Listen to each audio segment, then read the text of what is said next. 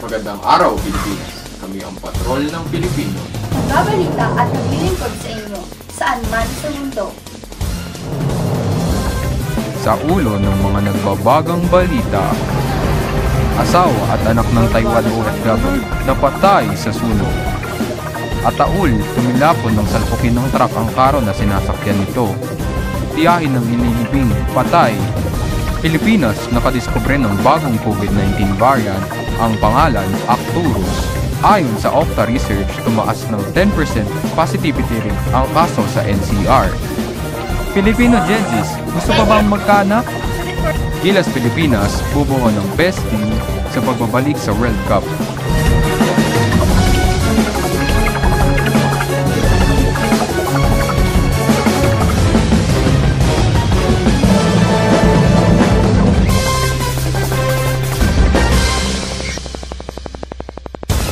Asawa at anak ng Taiwan OFW napatay sa sunog dahil ang mga labi ng kanyang asawa ay nakatakdang ibalik sa Pilipinas.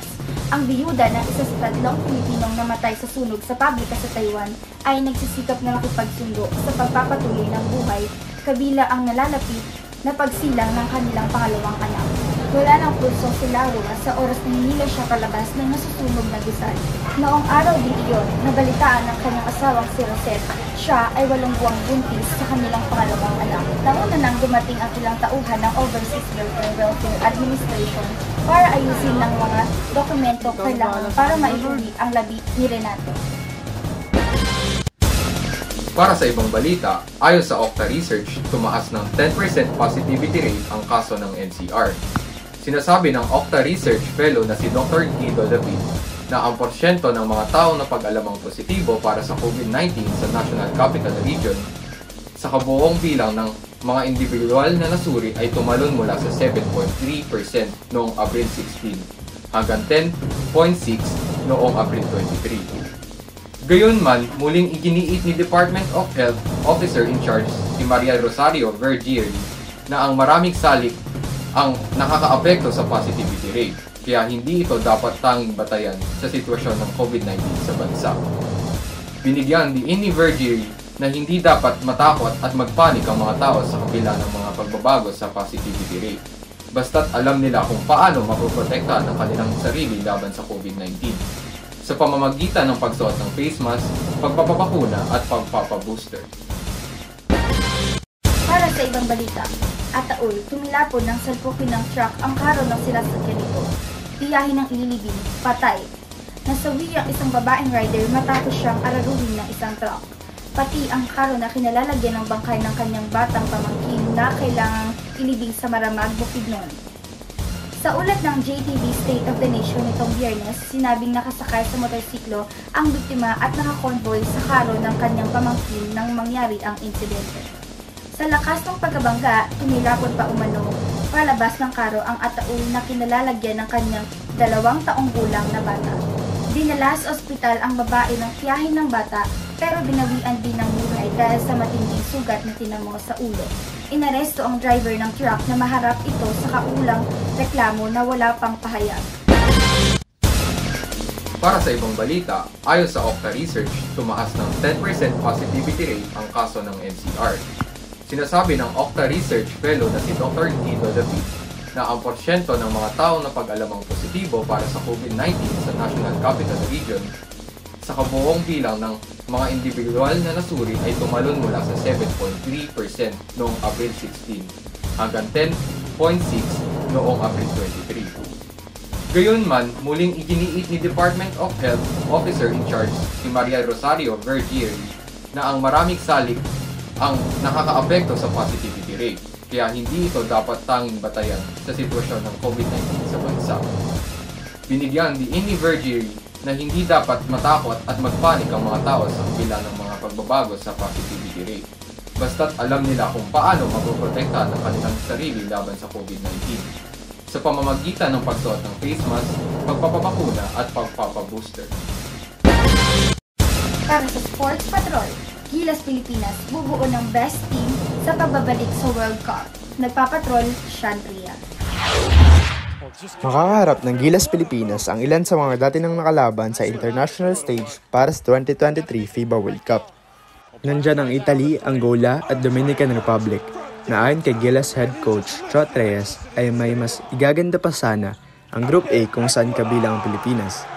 Aniya, kung nakaiwas lang sana sa Angola ang Pinas ay mabuti para sa Gilas. Dati nang nakaharap ng Gilas Angola sa 2019 FIBA World Cup kung saan nabigo ang Philippine National Team sa overtime na 3 lang ang lamang ng African country. Gayunpaman, positibo si Chot ngayong makapaghanda na sila ng gusto para sa torneo sa Agosto. Para sa TV Patrol, Sean Tria.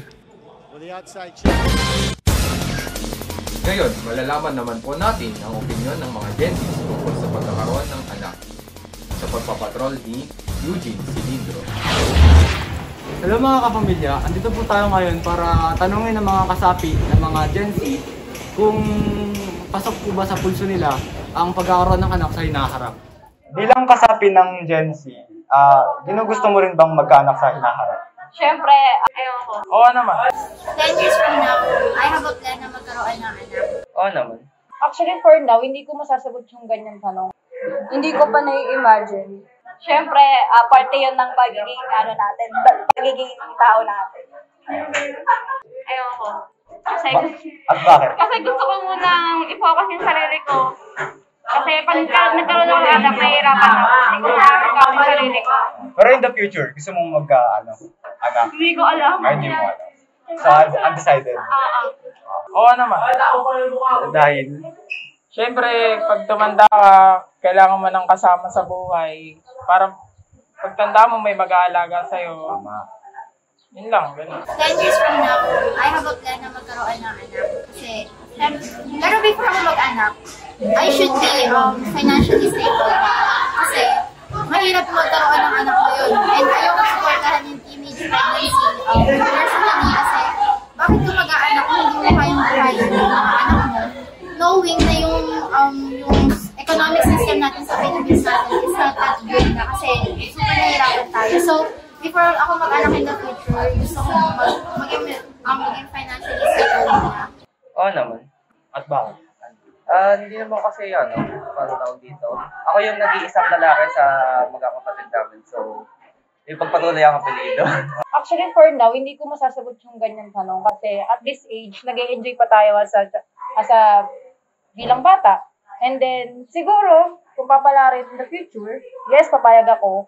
Pero kung hindi naman kakayanin ng katawan ko at parang hindi kaya ng responsibilities ko and din ng money, hindi. So, ayun lang. In the future, go. Pero kung hindi pa naman prepared, no. Oo, kasi una, may mga magulang, may mga bata kasi talaga na hindi sila na papangaralan about sa sex education. Therefore, doon ako sa part na yun, parang naging against sa teenage pregnancy. Kasi may mga bata talaga hindi nabibigyan ng chance na mabigyan ng ganun sex education, yung gabay na magulang, yung first talk nila. At the same time, yung pinaka-main reason talaga kung ba't ayaw ko sa teenage pregnancy. Kasi, how come na mag-aalaga ka ng bata if ikaw pala sa sarili mo, hindi mo pa kaya alagaan yung sarili mo?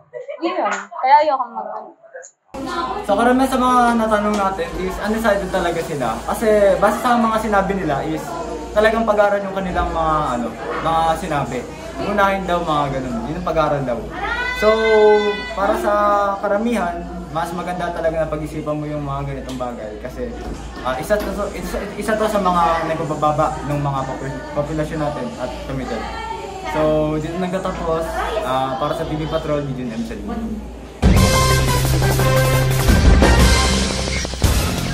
At yan ang mga balitang aming nakalap sa aming tuloy-tuloy na pagpapatrol. Ako po si Janelle Daggio. Ako po si Johan Cercenia. Nandito po kami naglilingkod para sa iyo saan man sa mundo.